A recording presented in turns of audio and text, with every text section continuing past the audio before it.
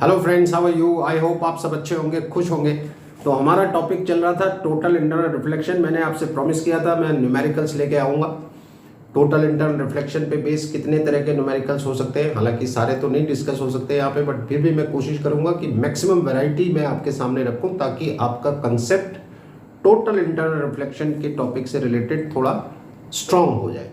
ठीक है, थोड़ा सा समरी बता दूं पिछले डिस्कशन में जो हमने बात की थी फेनोमेना के रिलेटेड। तो टोटल इंटरनल रिफ्लेक्शन में आपने कहा था कि साहब कंडीशनल फेनोमेना है।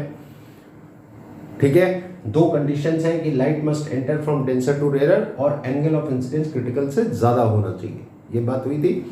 ये क्रिटिकल एंगल का फॉर्मूला है mu R upon mu D. अगर पिछला वीडियो नहीं देखा है तो देख लीजिएगा।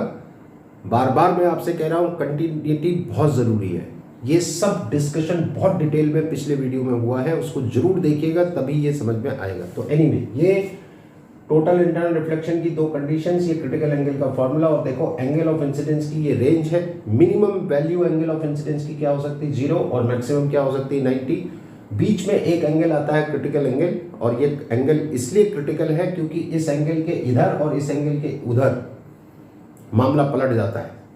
ठीक है, कि अगर एंगल ऑफ इंसिडेंस इस क्रिटिकल एंगल से थोड़ा कम है या इससे कम है तब तो रिफ्रैक्शन होगा, और अगर एंगल ऑफ इंसिडेंस इससे ज्यादा है तो फिर टोटल इंटरनल रिफ्लेक्शन होगा अगर लाइट डेंसर टू रेयर जा रही है। ये ध्यान रखना, ये सारा डिस्कशन तभी हो रहा है जब डेंसर टू रेयर लाइट जा रही है। अगर रेयर टू डेंसर लाइट जाती है, रेयर मीडियम से डेंसर मीडियम में अगर लाइट जा रही है तो फिर ये सारा डिस्कशन बेमनी है।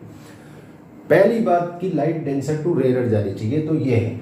तो अगर angle of incidence critical angle से कम है तब तो रिफ्रैक्शन होगा, और अगर क्रिटिकल एंगल से ज्यादा है तो टोटल इंटरनल रिफ्लेक्शन होगा। जब रिफ्रैक्शन होगा तो डिविएशन का फॉर्मूला हमारा ये आया था, sine inverse mu times sine of angle of incidence minus angle of incidence I. और मैक्सिमम डिविएशन जो आपको मिल सकता है जब तक रिफ्रैक्शन हो रहा है, तो मैक्सिमम डिविएशन आपको ये मिल सकता है।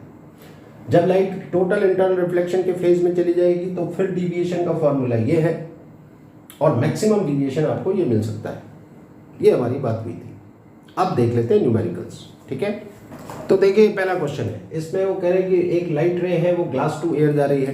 तो ठीक है, टोटल इंटरनल रिफ्लेक्शन की पहली कंडीशन फुलफिल हो रही है, लाइट आपकी डेंसर टू रेयर जा रही है। ग्लास का रिफ्रैक्टिव इंडेक्स दे रखा है, एयर का रिफ्रैक्टिव इंडेक्स दे रखा है। तो आपसे कह रहे हैं कि find maximum value of angle of incidence की लाइट का रिफ्रैक्शन हो, मैक्सिमम वैल्यू ऑफ आई जिससे कि लाइट का रिफ्रैक्शन हो। अभी मैंने थोड़ी देर पहले बताया कि रिफ्रैक्शन के लिए एंगल ऑफ इंसिडेंस की मैक्सिमम वैल्यू क्या होनी चाहिए, critical angle. Total internal reflection के लिए एंगल ऑफ इंसिडेंस की मिनिमम वैल्यू क्या होनी चाहिए, क्रिटिकल एंगल। इसको ध्यान रखिए। तो यहां पर आपको बेसिकली क्रिटिकल एंगल फाइंड करना है, और क्रिटिकल एंगल का फॉर्मूला मुझे पता है क्या होता है, sine I C equals to mu R upon mu D. ये क्रिटिकल एंगल का फॉर्मूला है। मुझे म्यू आर पता है 1, मुझे म्यू डी भी पता है 1.5, जो कि हो जाएगा आपका 2/3। ठीक है, तो यहां से आई सी कितना आ जाएगा, साइन इनवर्स 2/3। ये आपका maximum value angle of incidence की आ गई, जिसके लिए आपका लाइट का रिफ्लेक्शन होगा। अगर इसी क्वेश्चन में पूछते कि minimum value of angle of incidence बताओ जिससे कि टोटल इंटरनल रिफ्लेक्शन होगा, तो भी आपका आंसर यही होता। ठीक है, सो बहुत बेसिक क्वेश्चन से मैंने स्टार्ट किया है, आगे बढ़ते हैं। तो देखिए एक क्वेश्चन और लिया है, ये इंटरफेस है, इधर एक मीडियम है रेयर, इधर वाला मीडियम डेंसर। इंटरफेस इधर वाला रेयर, नीचे वाला डेंसर। ठीक है, और आप देख पा रहे हैं कि लाइट रेयर से आ रही है और डेंसर पे जा रही है। तो पहली बात तो यह है कि टोटल इंटरनल रिफ्लेक्शन तो होगा नहीं, क्योंकि पहली ही कंडीशन फुलफिल नहीं हो रही है, लाइट आपकी रेयर टू डेंसर जा रही है, इसमें टोटल इंटरनल रिफ्लेक्शन नहीं होता है। लेकिन टोटल इंटरनल रिफ्लेक्शन उन्होंने फिर भी इन्वॉल्व करने की कोशिश की है। कैसे? वो कह रहे हैं कि जो एंगल ऑफ इंसिडेंस है वो क्रिटिकल एंगल का डबल है। Angle of incidence is twice that of critical angle. तो कह रहे आर बताओ।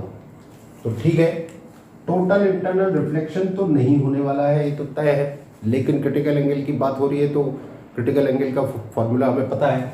तो जब टोटल इंटरनल रिफ्लेक्शन होता है तो क्रिटिकल एंगल का फॉर्मूला क्या होता है, mu R upon mu D.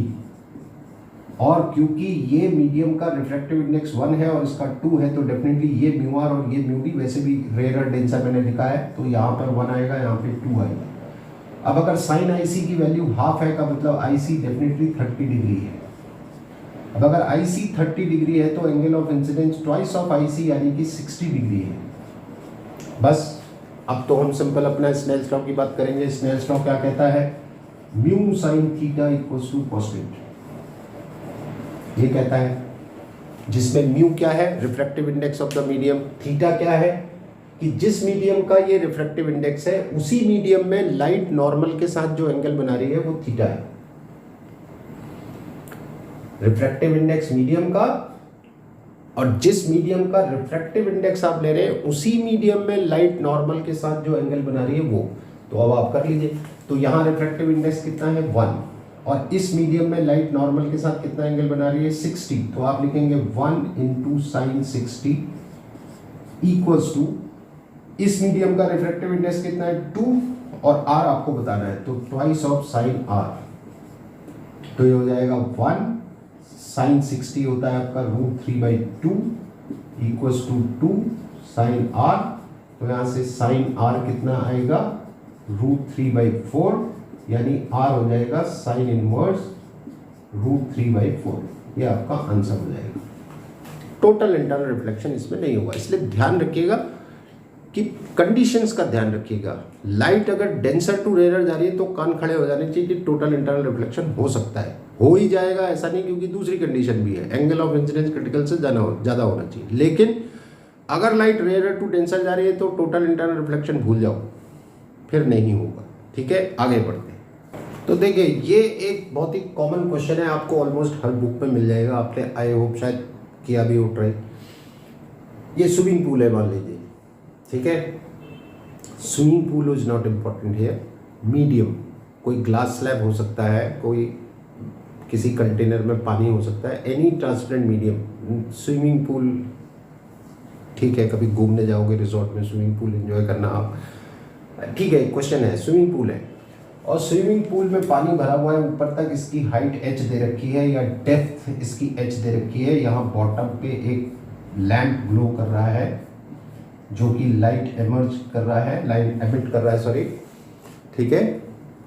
तो आपको इस वाटर का रिफ्रैक्टिव इंडेक्स μW दे रखा है, बाहर एयर है तो एयर का 1 ले लेंगे हम नंबर्स में डील नहीं कर रहे हैं, क्वेश्चन सॉल्व कर लेते हैं, देखते हैं बाद में वैल्यू जो भी होगी वो रिप्लेस की जा सकती है। तो आपको 3 बातें गिवन है, एक ये दे रखा है, एक ये दे रखा है और एक ये दे रखा है, ये 3 चीजें आपको गिवन है।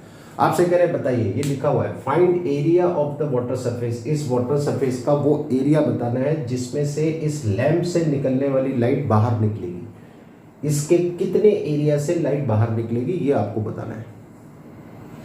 तो पहले तो यही देख ले कि पूरे सरफेस एरिया से लाइट बाहर क्यों नहीं निकलेगी, है ना, इसके कुछ एरिया से ही लाइट क्यों निकलेगी वो देख ले। तो ये देखो, अगर मैं एक लाइट रे ये ले लूं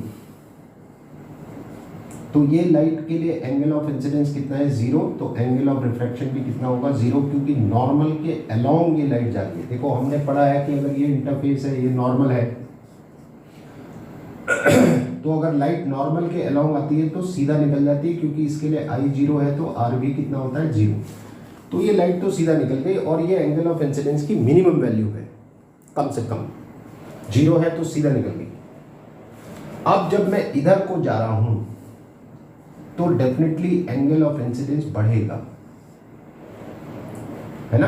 अगर मैं एक लाइट ये ले लूं तो यहाँ पे अगर मैं नॉर्मल बनाऊंगे तो एंगल ऑफ इंसिडेंस बढ़ेगा, और जैसे जैसे मैं लाइट इधर लूंगा एंगल ऑफ इंसिडेंस बढ़ता जाएगा। तो मान लीजिए ये क्रिटिकल एंगल है, एंगल ऑफ इंसिडेंस मान लीजिए क्रिटिकल एंगल के इक्वल है। तो अगर इक्वल है तो हमें मालूम है कि जब angle of incidence critical angle के इक्वल होता है तो एंगल ऑफ रिफ्रैक्शन कितना होता है? 90 डिग्री, क्योंकि इस एंगल तक रिफ्रैक्शन होता है, इसके बाद नहीं होता फिर। तो ये लाइट ऐसे जा रही होगी ग्रेज करते हुए सरफेस को, यानी निकल गई बाहर। अब अगर मैं इसके आगे कोई सी भी लाइट रे लेता हूं ये, तो इसके लिए जो भी एंगल ऑफ इंसिडेंस होगा वो डेफिनेटली क्रिटिकल एंगल से ज्यादा होगा।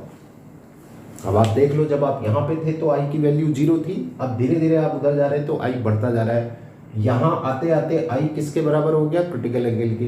क्रिटिकल एंगल के इक्वल हो गया तो एंगल ऑफ रिफ्रैक्शन कितना हो गया? 90, यानी ये लाइट तो बाहर आ गई। यानी यहाँ से लेके यहाँ तक की तो सारी लाइटें बाहर आ जाएंगी। बीच में भी अगर एक ले लूँ ये, तो ये इसके लिए नॉर्मल, ये एंगल ऑफ इंसिडेंस ये बाहर आ जाएगी क्योंकि रिफ्रैक्शन होगा। तो यहाँ से लेके यहाँ तक की तो सारी लाइट रेज आपकी बाहर आ जाएंगी, लेकिन इसके बाद अगर आप कोई लाइट रे लेते हैं तो इसका रिफ्लेक्शन हो जाएगा, ये बाहर नहीं आएगी। और ऐसा ही इस तरफ होगा, क्रिटिकल एंगल तक तो निकल जाएगी बाहर, इसके बाद नहीं आएगी। तो हमारा जो, जिसको कहते हैं सर्कल ऑफ इल्यूमिनेंस,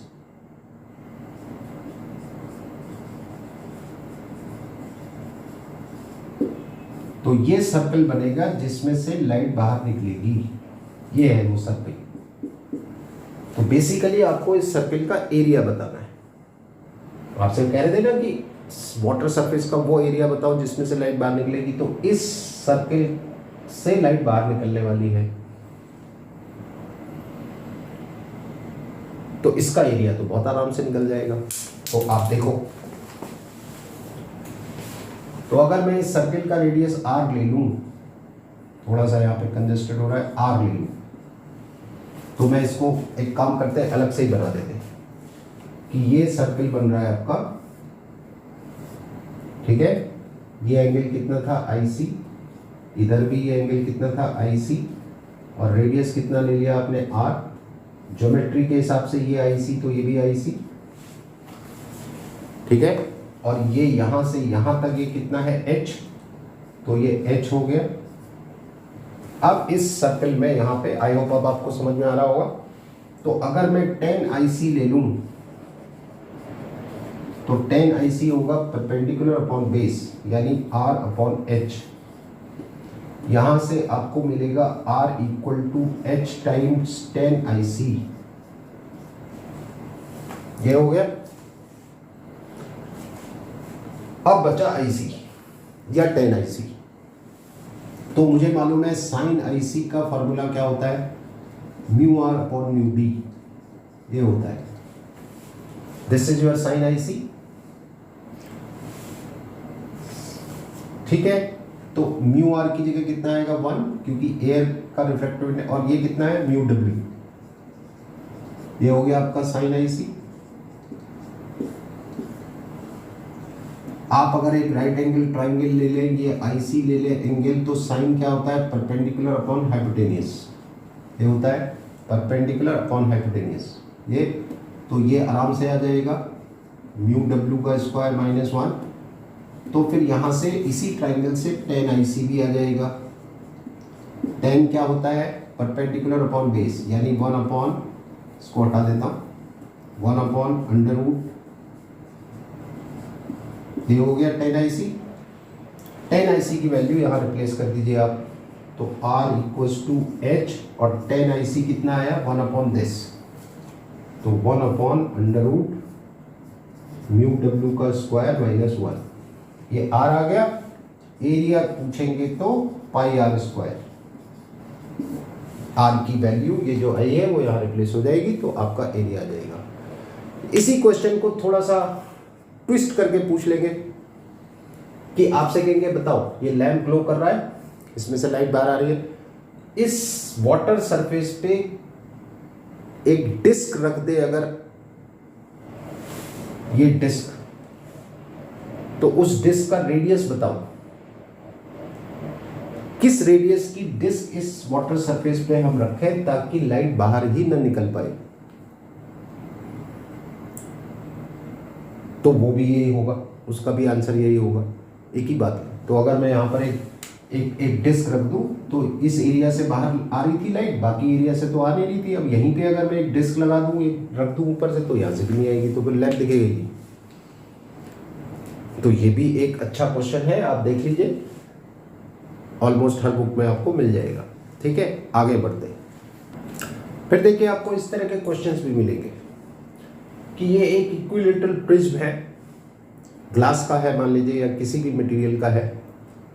यहाँ पे इक्विलेटरल है तो सारे एंगल 60 के हैं ओबियसली। क्रिटिकल एंगल दे रखा है 42 गिवन है।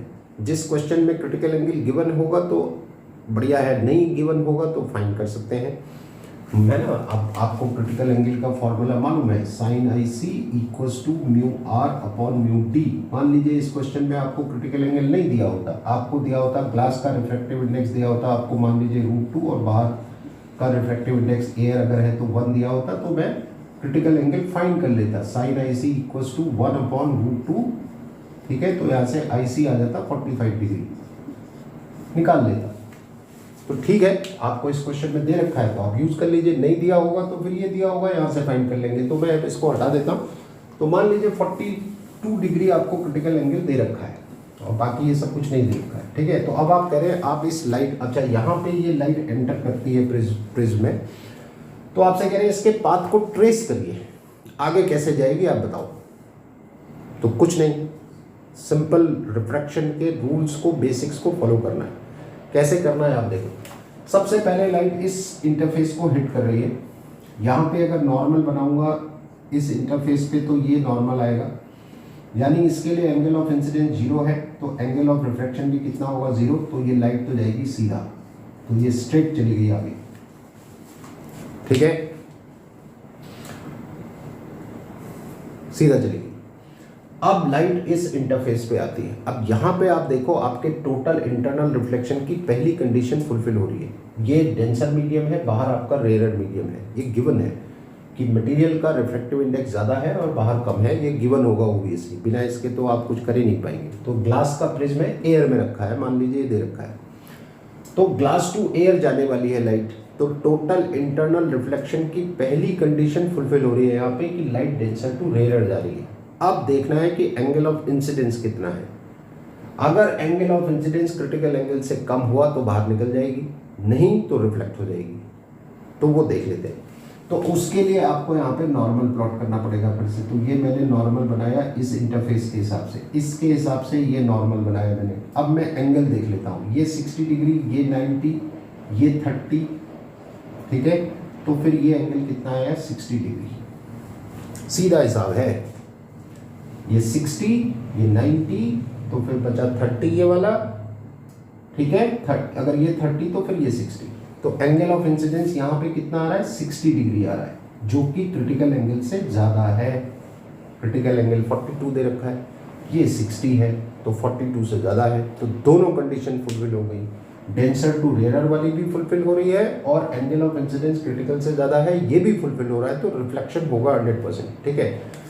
तो लाइट रिफ्लेक्ट हो गई। अब जब रिफ्लेक्ट होगी तो रिफ्लेक्शन के रूल को फॉलो करेगी। तो क्या एंगल ऑफ इंसिडेंस था 60, तो रिफ्लेक्शन भी कितने पे होगा 60 पे होगा। अब लाइट पहुंची इस सरफेस पे, यहां फिर ये डेंसर टू रेयर जाने वाली है, तो फिर चेक करना पड़ेगा।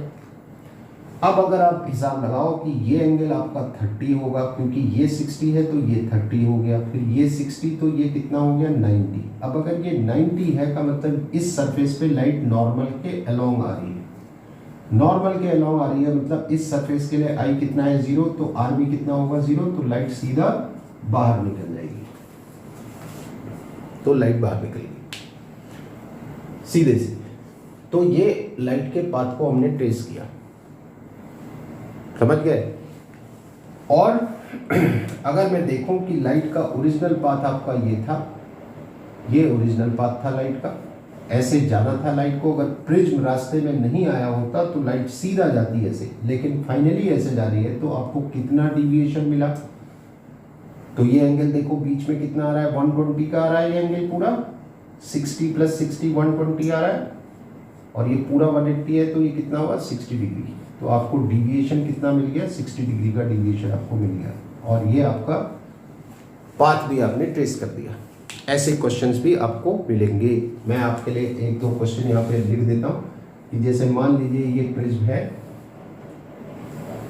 ये एंगल इसका 45 डिग्री है, ये भी 45 है, ये 90 डिग्री है, और एक लाइट इस फेस पे आती है I = 0 पे, और क्रिटिकल एंगल दे रखा है 42 डिग्री। आपको इसके पाथ को ट्रेस करना है, trace the path of the light रे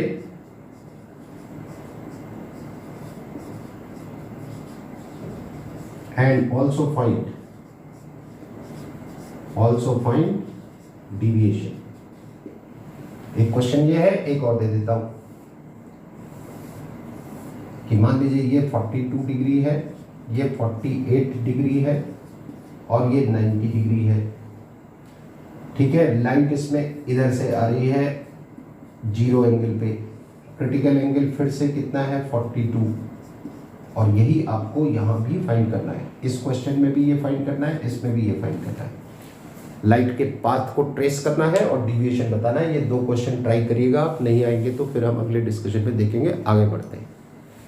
तो देखिए एक क्वेश्चन ये है, इसमें आपको एक स्लैब दे रखा है, मान लीजिए ग्लास स्लैब ही है या कोई भी और दूसरा ट्रांसपेरेंट मटेरियल। इसका रिफ्रैक्टिव इंडेक्स आपको म्यू दे रखा है, ठीक है, और बाहर एयर है तो लाइट एयर से आ रही है। ये एंगल थीटा दे रखा है आपको, एंगल ऑफ इंसिडेंस दे रखा है इस सरफेस के लिए, थीटा एंगल पे लाइट आ रही है, एयर का रिफ्रैक्टिव इंडेक्स ऑब्वियसली 1। आपसे कह रहे हैं find minimum value of mu, इसकी मिनिमम वैल्यू बतानी है so that total internal reflection takes place at vertical surface. इस वर्टिकल सरफेस पे जब लाइट आएगी तो टोटल इंटरनल रिफ्लेक्शन हो जाए, तो उसके लिए म्यू की मिनिमम वैल्यू आपको बतानी है, क्योंकि जब लाइट यहाँ आएगी तो रिफ्रैक्ट भी हो सकती है और टोटल इंटरनल रिफ्लेक्शन भी हो सकता है, दोनों पॉसिबिलिटी है ना। तो आपको म्यू की मिनिमम वैल्यू बतानी है ताकि इस वर्टिकल सरफेस पे टोटल इंटरनल रिफ्लेक्शन हो ही जाए। तो देखिए कैसे करेंगे। तो अब क्या है कि light rare to denser enter कर रही है तो टुवर्ड्स द नॉर्मल आएगी, तो लाइट आपकी टुवर्ड्स द नॉर्मल आएगी, तो ऐसे आई मान लीजिए। तो इस सरफेस पे अगर एंगल ऑफ इंसिडेंस देखना है तो नॉर्मल बनाना पड़ेगा। तो मान लीजिए यहाँ लाइट आती है अल्फा एंगल पे। अब अगर आप चाहते हैं कि लाइट रिफ्लेक्ट हो जाए तो ये जो अल्फा है यहां पे अगर आप चाहते हैं टोटल इंटरनल रिफ्लेक्शन हो ही जाए तो ये अल्फा जो है ये क्रिटिकल एंगल से ज्यादा होना चाहिए, तभी होगा, नहीं तो नहीं होगा। अब अगर मैंने ये एंगल अल्फा ले लिया, ये एंगल 90 है तो ये कितना होगा 90 माइनस अल्फा, यानी ये एंगल ऑफ इंसिडेंस हो गया और ये एंगल ऑफ रिफ्रैक्शन हो गया 90 माइनस अल्फा, यानी ये एंगल मैंने इसके टर्म में लिख लिया। तो इस सरफेस पे टोटल इंटरनल रिफ्लेक्शन तभी हो पाएगा जब अल्फा की वैल्यू क्रिटिकल एंगल से ज्यादा होगी। अब क्रिटिकल एंगल का फॉर्मूला क्या होता है? क्रिटिकल एंगल होता है mu R upon mu D. इस क्वेश्चन में म्यू आर मतलब ये और म्यू डी मतलब ये रेयरर और ये डेंसर, तो ये हो गया 1 अपॉन म्यू। तो आप कह रहे हैं अल्फा मोर देन आईसी होना चाहिए, तो फिर साइन अल्फा की वैल्यू भी साइन आईसी से ज्यादा होनी चाहिए। साइन आईसी कितना है 1 अपॉन म्यू, तो यानी sine alpha has to be more than 1 upon mu. एक कहानी तो ये हो गई। अब आप आ जाओ स्नेल्स लॉ पे, लगाएंगे इस सरफेस के लिए, इस सरफेस पे स्नेल्स लॉ लगाएंगे। कौन सी फॉर्म लगाएंगे? Mu sine theta equals to constant, ये लगाएंगे। तो यहां म्यू कितना है 1, एंगल कितना है थीटा, तो ये होगा 1 इंटू साइन थीटा। यहां ये म्यू की वैल्यू है और एंगल कितना है 90 माइनस अल्फा, तो साइन 90 माइनस अल्फा, यानी ये आया sine theta equals to mu into cos alpha, जो कि आपको कॉस अल्फा देगा, कितना देगा 1 अपॉन म्यू साइन थीटा, ये देगा, ये कॉस अल्फा आ गया। ठीक है, कॉस अल्फा से मैं साइन अल्फा फाइंड कर सकता हूँ। साइन अल्फा क्या होगा? साइन अल्फा को मैं लिख सकता हूँ √1 माइनस कॉस स्क्वायर अल्फा, और कॉस अल्फा की वैल्यू मुझे पता है, तो ये होगा 1 minus sine square theta upon mu square, ये साइन अल्फा आ गया। ठीक है, this is your sine alpha. Sine alpha को यहाँ रखें तो आपकी कंडीशन क्या आ रही है?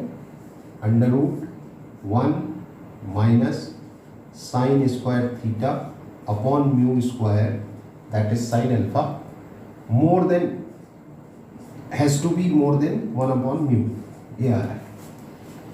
इसे सॉल्व करूं थोड़ा सा और तो ये आएगा mu square minus sine square theta divided by mu, क्योंकि रूट से बाहर निकालोगे तो म्यू मोर देन 1 अपॉन म्यू, म्यू से म्यू कैंसिल, फिर ये रूट भी हटा दूँ क्योंकि दूसरी तरफ 1 है, स्क्वायर करेंगे तो ये 1 ही रहेगा, में आएगा mu square minus sine square theta more than 1, यानी म्यू स्क्वायर मोर than 1 plus sign square theta. इसका मतलब mu is more than this होना चाहिए। अब अगर म्यू इससे ज़्यादा होना चाहिए, अगर इससे ज़्यादा म्यू आपको चाहिए तो म्यू की मिनिमम वैल्यू पूछ रहा था, तो मिनिमम वैल्यू इतनी ही हो सकती है, इससे कम नहीं हो सकती। आपकी कंडीशन आ रही थी कि म्यू इससे ज़्यादा होना चाहिए, क्वेश्चन में पूछ रहा था मिनिमम बताओ, तो अगर इससे ज़्यादा होने चाहिए तो मिनिमम यही हो गया। तो ये भी एक अच्छा क्वेश्चन है और देखते हैं। तो देखिए एक क्वेश्चन ये है, इसमें लाइट ग्लास टू एयर जा रही है। इस क्वेश्चन में दो डायग्राम देख के आप कंफ्यूज हो दोनों, मैंने सिचुएशन समझाने की कोशिश की है। क्वेश्चन ये है कि लाइट ग्लास टू एयर जा रही है। पहली बात आपसे कह रहे हैं एंगल ऑफ इंसिडेंस की वैल्यू बताइए ताकि डिविएशन 90 डिग्री का हो। That value of angle of incidence for which the deviation is 90 degree. अब जरा याद करो मैंने पेज क्या बताया था आपको कि जब लाइट डेंसर टू रेयर जाती है, लाइट जब डेंसर मीडियम से रेयर में जाती है, तो जब तक angle of incidence critical angle से कम है तो रिफ्रैक्शन होता है, और angle of incidence critical angle से ज़्यादा है तो रिफ्लेक्शन होता है। इसलिए दो डायग्राम बनाए हैं। जब तक एंगल ऑफ इंसिडेंस क्रिटिकल से कम है लाइट रिफ्रैक्ट हो रही है, जब ये एंगल ऑफ इंसिडेंस क्रिटिकल से ज़्यादा हो जाएगा, अगर ये क्रिटिकल एंगल से ज़्यादा हो जाएगा तो रिफ्लेक्ट हो जाएगी, जब तक ये क्रिटिकल एंगल से कम है तो रिफ्रैक्ट हो रही है। अब रिफ्रैक्ट के केस में क्या होता है, अगर लाइट रिफ्रैक्ट हो रही है तो डिविएशन आएगा r माइनस आई। ये देखो angle of refraction, angle of incidence, तो डिविएशन क्या आएगा r माइनस आई, क्योंकि r की वैल्यू i से ज़्यादा होती है। और हमने ये भी पढ़ा है पहले, इसीलिए बार बार कहता हूँ पूरे वीडियोस देखा करिए। मैक्सिमम डिविएशन रिफ्रैक्शन के केस में ये मिलेगा π/2 माइनस आई सी मैक्सिमम। अब IC क्या होता है, sine IC mu R upon mu D करोगे 2/3 है, 1.5 मतलब 3/2। तो ये ओबियसली डेंसर मीडियम है और ये रेयर मीडियम है एयर, तो ये 1। तो जब आप वैल्यू रखेंगे म्यू आर और म्यू डी की तो 2/3 आएगा। तो यहाँ से IC की जो वैल्यू आएगी वो 45 से कम आएगी, ये तय है, 45 से कम आएगी। तो आपका जो डिविएशन मैक्सिमम मिलने वाला है वो π/2 माइनस IC है। अब ये डिविएशन 90 तब होगा जब IC 0 है, तो 0 तो हो नहीं सकता, IC तो सवाल ही नहीं है। तो यानी रिफ्रैक्शन तो नहीं हो रहा है, यानी रिफ्रैक्ट, जब तक लाइट रिफ्रैक्ट हो रही है तब तक आपको डिविएशन 90 नहीं मिल सकता, क्योंकि मैक्सिमम डिविएशन इस केस में 90 माइनस IC है और IC की वैल्यू 0 नहीं है, सवाल ही नहीं। तो इसलिए π/2 तो नहीं मिलेगा रिफ्लेक्ट, तो लाइट डेफिनेटली आपकी रिफ्लेक्ट हो रही होगी, तभी आपको डिविएशन 90 मिल सकता है। अब जब लाइट रिफ्लेक्ट होने लगती है, सॉरी टोटल इंटरनल रिफ्लेक्शन जब होने लगता है तो डिविएशन क्या मिलता है, π-2i। ये डायग्राम दिखा रहा है, ये पूरा एंगल आपका पाई है, जिसमें से ये एंगल ऑफ इंसिडेंस, ये एंगल ऑफ रिफ्लेक्शन i और i 2i, तो 180 माइनस 2i ये डिविएशन आपका ये है। और आपको याद होगा जब टोटल इंटरनल रिफ्लेक्शन होता है तो मैक्सिमम डिविएशन मिलता है π-2ic, क्योंकि इसमें i की मिनिमम वैल्यू IC रखूंगा तब ये मैक्सिमम आएगा। याद आ रहा है? अब आप देख लीजिए, तो ये तय हो गया कि रिफ्लेक्ट हो रही है लाइट, और जब लाइट रिफ्लेक्ट हो रही है तो डिविएशन ये है, आपको डिविएशन कितना चाहिए, 90 का मतलब π/2 का चाहिए आपको। तो यहां से हम एंगल ऑफ इंसिडेंस फाइंड कर सकते हैं। तो ये 2i इक्वल्स टू आएगा π/2, यानी i इक्वल्स टू π/4, यानी 45 डिग्री पे लाइट अगर आती है तो आपको डिविएशन कितना मिलेगा, 90 डिग्री का मिलेगा। तो ये कुछ क्वेश्चंस मैंने आज डिस्कस किए हैं। होपफुली मैं एक वीडियो और इस पे बनाऊंगा, क्योंकि अभी हमने इस टॉपिक से रिलेटेड सबसे इम्पॉर्टेंट जो इसमें है वो है ऑप्टिकल फाइबर। ऑप्टिकल फाइबर के क्वेश्चन फ्रीक्वेंटली पूछते हैं, ठीक है, तो उसको तो डिस्कस करना है डिटेल में। उसके साथ कुछ और फिनोमेना डिस्कस करेंगे, जैसे मिराज का फिनोमेना है, लूमिंग का फिनोमेना है, स्पार्कलिंग ऑफ डायमंड है, एंड इन सब के साथ कुछ और न्यूमेरिकल्स लेके नेक्स्ट वीडियो में मैं आऊँगा। तब तक आप इतना देखिए, पिछला वीडियो जरूर देखिए, सारे देखिए, तब समझ में आएगा। So I think this is all for today. Thank you very much, best of luck. Videos देखते रहिए, सब्सक्राइब करिए, लाइक करिए, शेयर करिए। सब्सक्राइब करने में आपका कुछ नहीं जा रहा है, मैं देख रहा हूँ कि आप देख रहे हैं लेकिन सब्सक्राइब नहीं कर रहे। आई डोंट नो वाई, कोई पैसा तो लग रहा नहीं है, तो आप सब्सक्राइब कर दीजिए। ओबियसली आप वीडियो देख रहे होंगे तो कुछ फ़ायदा हो ही रहा होगा आपको, ठीक है। तो दैट्स इट, चलिए, thank you very much, best of luck.